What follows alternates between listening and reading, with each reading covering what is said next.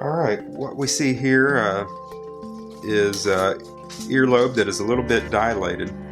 So when she's wearing her earrings, the earring pulls down and it's almost about to come through this delicate last bit of skin here.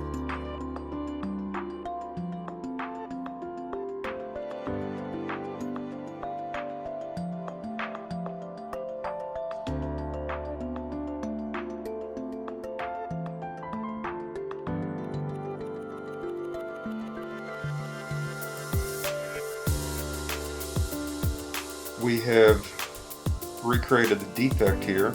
We took a wedge out, closed up the dilated ear piercing, and made the earlobe just a little bit shorter to match the opposite ear.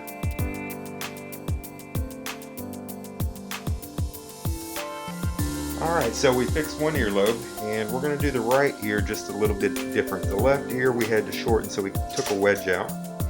On this side, we're just going to take the dilated piercing.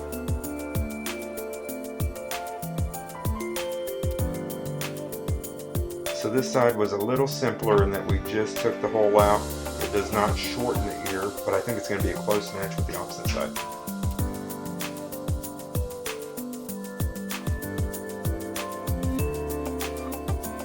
As you can see, we finished up here with the right side, and we no longer have a dilated earlobe. We have excised the dilation and repaired it. We're going to advise her to wait 3 months before considering re-piercing.